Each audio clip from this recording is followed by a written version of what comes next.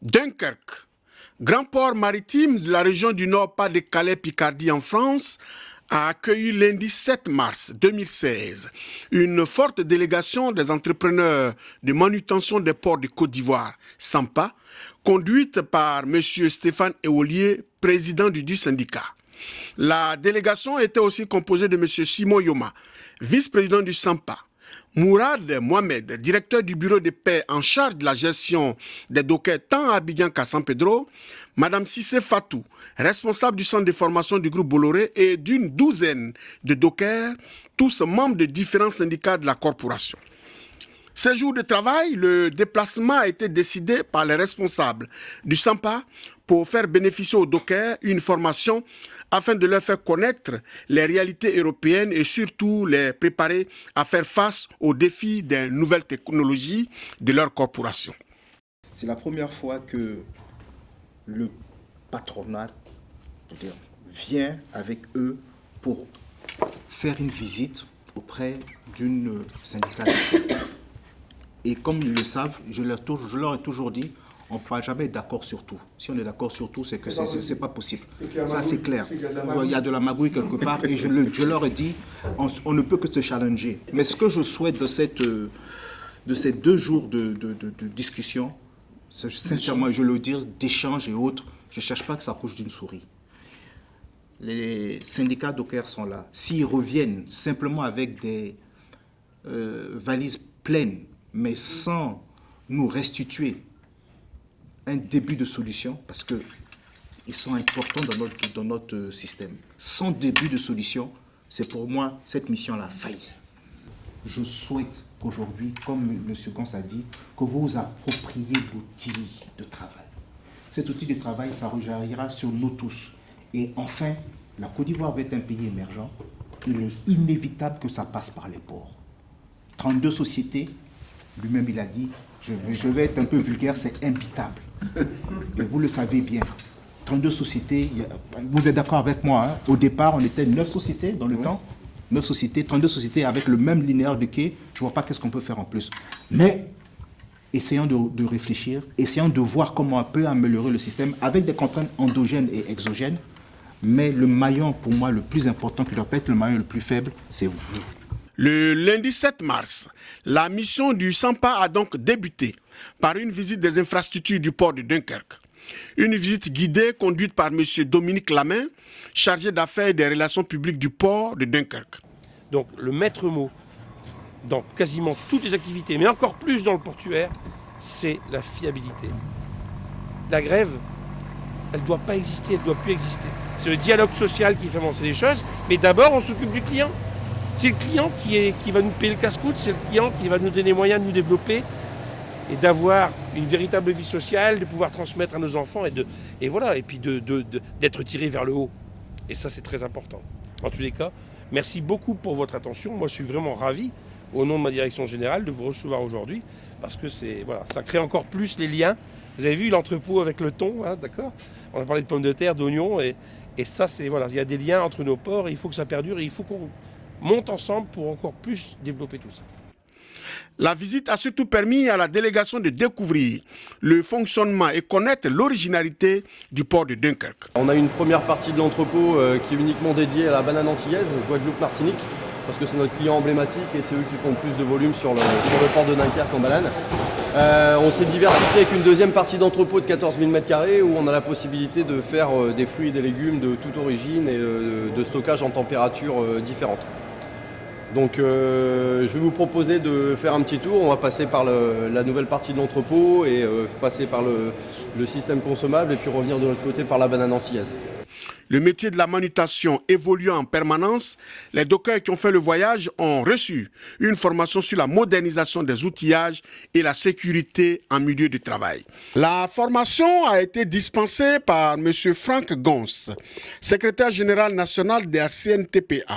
Il revient ici sur les armes qui ont fait la spécificité du port de Dunkerque, notamment les relations entre le patronat et les dockers axées sur le dialogue social. Là, on est arrivé comment et grâce à quoi? grâce à un dialogue social permanent avec nos employeurs. Et avec l'arrivée de toute cette modernisation, nous avons fait plusieurs réunions techniques, plusieurs réunions de travail au niveau national et un dialogue social constructif pour aboutir à ces 6 certifications qui ont été reconnues au niveau de l'État français, inscrites au répertoire national des métiers et qui est une référence pour l'ouvrier docker aujourd'hui grâce au dialogue social qu'on a mené pendant plus de 2 ans pour aboutir à et se mettre d'accord. Étendu sur 3 jours, le séjour du Sampa à Dunkerque a pris fin le jeudi 10 mars 2016. Mais avant, tous les responsables présents ont eu l'occasion d'expliquer les grandes motivations de cette mission. Je dois dire que, si vous vous rappelez, ça fait pratiquement 6 mois que le président Eolier a donc été élu à la tête du Sampa. Lors de son élection, il a mis un accent particulier sur l'idée de partenariat avec les dockers. L'idée de partenariat s'inscrit dans sa volonté de faire en sorte que justement le port d'Abidjan ainsi que tous les acteurs qui interviennent au niveau de la manutention prennent leur part. On parle donc d'émergence à l'horizon 2020.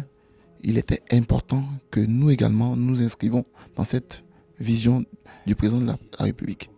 C'est pourquoi, dans le cadre de la mise en œuvre de cette stratégie de partenariat, nous avons souhaité donc venir au port de Dunkerque, qui est donc un exemple des ports européens qui ont réussi. Cela nous permettra donc d'avoir donc une paix dans notre port de Côte d'Ivoire, de faire en sorte qu'on puisse discuter, on puisse anticiper sur la modernisation des activités portuaires et au final, ça sera donc une politique de gagnant-gagnant. Voilà un peu la stratégie déclinée par le président Stéphane Eolier. D'abord, il faut remercier les autorités du port de Dunkerque d'avoir accepté que cette mission puisse se réaliser. Donc l'intérêt pour nous en venant au port de Dunkerque, comme vous l'avez entendu hier lors de la visite, vous savez que ça fait plus de 25 ans que ce port connaît une paix en ce qui concerne donc le travail des dockers et au niveau social. Donc c'est l'intérêt pour nous.